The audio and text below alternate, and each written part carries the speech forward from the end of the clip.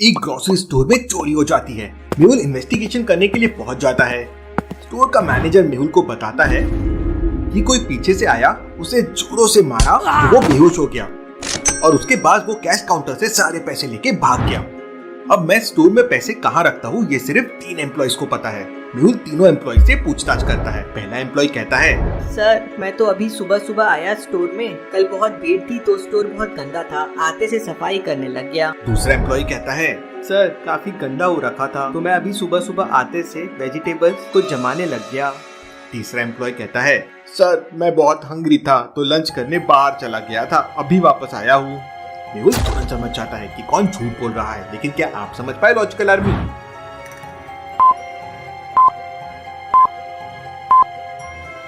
तीसरा एम्प्लॉय झूठ बोल रहा है कि वो लंच के लिए बाहर गया था, अभी तो सुबह का समय है, तो वो लंच करने कैसे जा सकता है? मेहुल उसे पकड़ लेता है। चलिए सना काम से बहुत थक चुकी थी तो उसने काम से ब्रेक लिया और पेरिस निकल गई।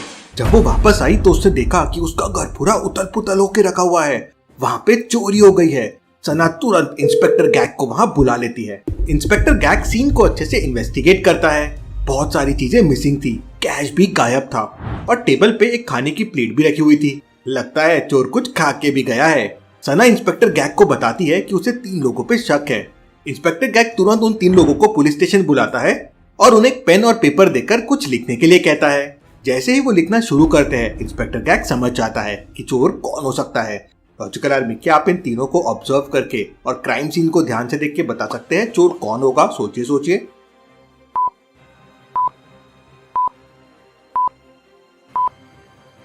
गर्ल ए ने चोरी की है। अगर आप ध्यान से देखोगे तो चोर ने जब घर पे खाना खाया तो उसने चम्मच को लेफ्ट साइड पे रखा था, मतलब चोर लेफ्टी है और इन तीनों लोगों में सिर्फ गर्ल ए ही लेफ्टी है, इसलिए यही चोर हो सकती है। बॉस्टन सिटी में रॉबर्स बहुत बढ़ गए थे। बैंक एक्स का मैनेजर कल किडनैप हो गया था और उसके बाद बैंक एक्स में कल रॉबरी भी हो गई थी। पुलिस बैंक मैनेजर को ढूंढ नहीं पा रही थी तो उन्होंने डिटेक्टिव मेहुल को कॉल किया। डिटेक्टिव मेहुल मैनेजर को ढूंढ ही रहा था कि तभी उसे एक अननोन नंबर से कॉल आता है और वो मैनेजर की लोकेशन मेहुल को बता देता है। मेहुल तुरंत स्पॉट पे पहुंच जाता है तो वो देखता है कि बैंक मैनेजर एक रस्सी से बंधा हुआ है। मैनेजर कहता है, कल मुझे किडनैपर्स ने पकड़ लिया था और उन्होंने लॉकर का पासवर्ड लेके बैंक से पूरे पैसे चुरा लिए। उन्होंने मुझे कल यहाँ बांध दिया और वही कल भाग गए मुझे यहाँ मरने के लिए छोड़ के। मुझे बचा लो, मुझे बचा लो। क्या मैनेजर सच बोल रहा है? लॉजिकल आर्मी, सोचिए सोचिए।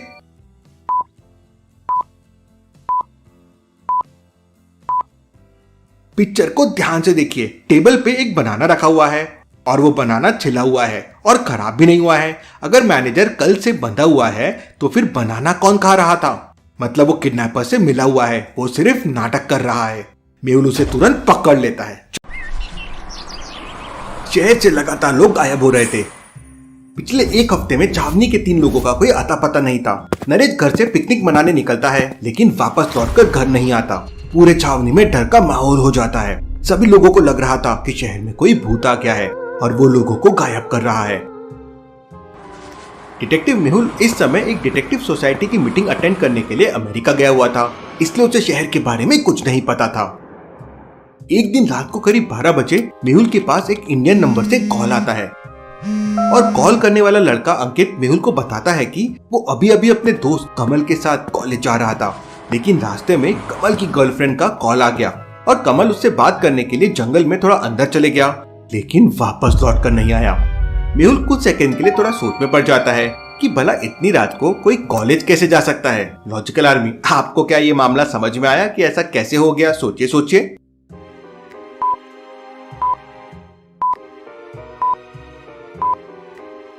अमेरिका में अभी रात के 12 बजे हुए हैं, लेकिन इंडिया में तो सुबह के 11 बजे हुए हैं। मेहुल के दिमाग में ये बात तुरंत क्लिक हो जाती है और मेहुल अंकित से कहता है कि तुम मुझे अपनी लोकेशन भेज दो, मैं अभी आलिया को तुम्हारे पास भेज। इसके बाद मेहुल तुरंत आलिया को कॉल करता है।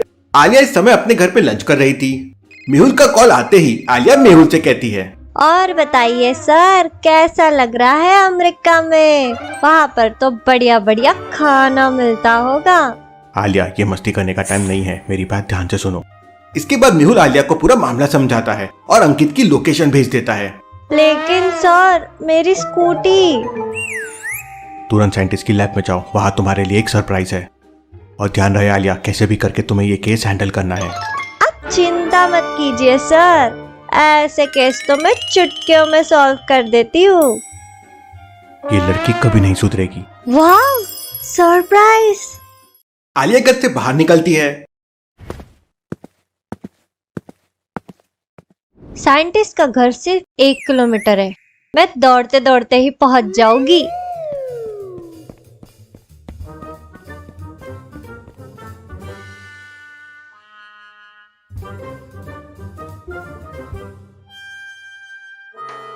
डॉक्टर भूल भुलैया ने उसकी लैब तक पहुंचने के लिए एक भूल भुलैया बना रखी थी। लॉजिकल आदमी क्या बता सकते हैं रास्ता A, B, C में से कौन सा रास्ता साइंटिस्ट की लैब तक जाता है? सोचिए सोचिए।